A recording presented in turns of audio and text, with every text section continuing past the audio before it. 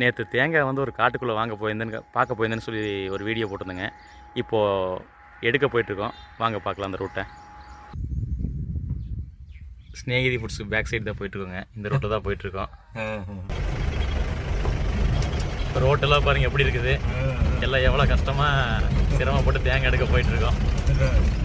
வண்டிக்காரங்க கூட சரியாக வரதில்லை, அதனால தான் நம்ம வண்டி எடுத்துகிட்டு போயிட்டுருக்கோங்க. பாருங்கள் முள்ளு செடியெல்லாம் பாருங்கள் ரோட்டில்.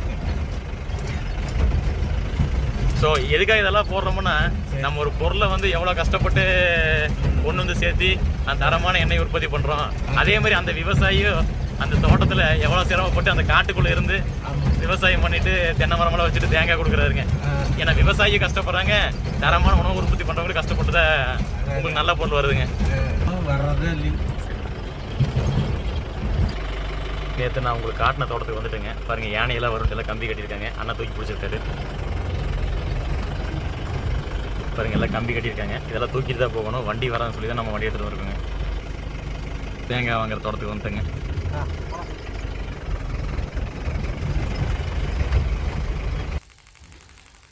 தேங்காய் எடுக்க வந்துட்டேங்க தோட்டத்துக்கு. பாருங்கள் ஏற்றுறதுக்கெல்லாம் டப்பு வச்சுருக்கோம். இன்னும் ஏற்றிட்டு எத்தனை தேங்காய்னு சொல்கிறேங்க.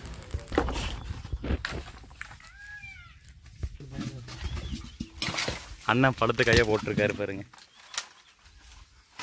இந்த கையில் பழுத்து நல்லா முத்தின கையாக இருக்கணுங்க. அண்ணன் மரத்தில் இருந்து பண்ணி விழுகுதுன்னு சொல்லி இல்லை இப்போ போட்டு நம்ம கொடுக்குறாரு.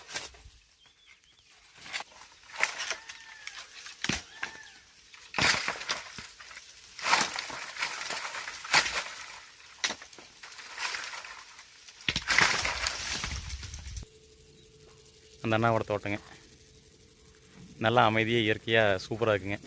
தேங்காயெல்லாம் எடுத்தாச்சுங்க, முடிய போகுது. இன்னும் போய் இறக்கிட்டு எவ்வளோன்னு சொல்கிறேங்க.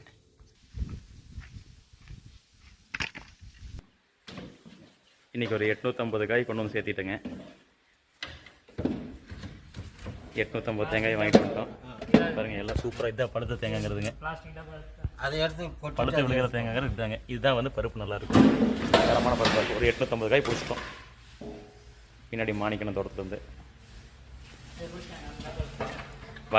வண்டி போகாதனால நம்ம வண்டி எடுத்துகிட்டு போய் ஏற்றிட்டு வந்தோங்க. இது ஏற்கனவே ஒரு 860 காய் உடச்சி போட்டதுங்க. இது கணக்கு பார்த்தல இன்னும் 2 நாளைங்க.